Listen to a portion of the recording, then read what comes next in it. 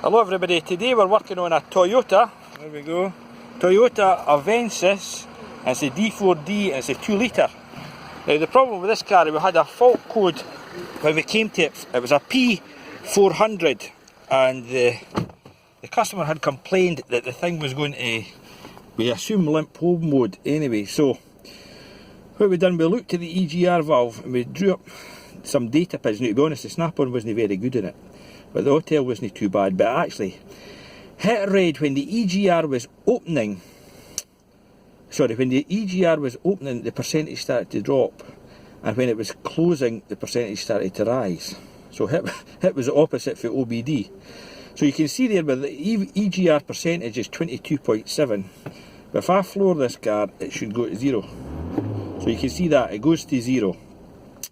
And initially when I started as well, I watched the MAF. Let me see, we're going to the MAF here.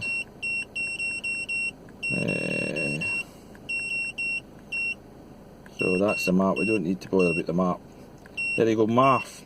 So when I started the car without the EGR being open, it was at 12 when it was idling, and as soon as the EGR opened, it dropped to 5. Now that's normal, I would say, for a 2 litre diesel, because my BMW does exactly the same.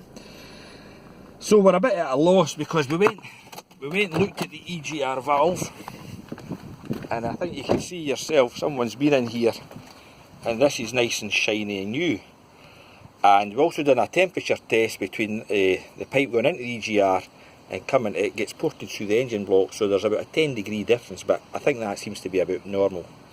So we're definitely flowing EGR gas, and you can see down there, we checked the connector, 5 pins, it's a 5-wire connector, so it'll be a power and a ground, and it'll be a reference voltage 5, and then it'll be a ground, and then it'll be the signal voltage. Now they all seem to be fine, but when we went into the little hotel, it did say the code was current.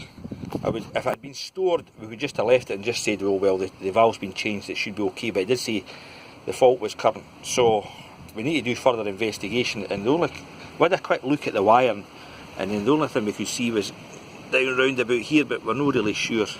We didn't want to go into it too far. So if anybody's ever had a fault with it, it's a Toyota Avensis, and you can see it's a 2 litre diesel lump common rail, you can get back to us, but apart from checking the wire, I really don't know where to go from there. Anyway, cheers.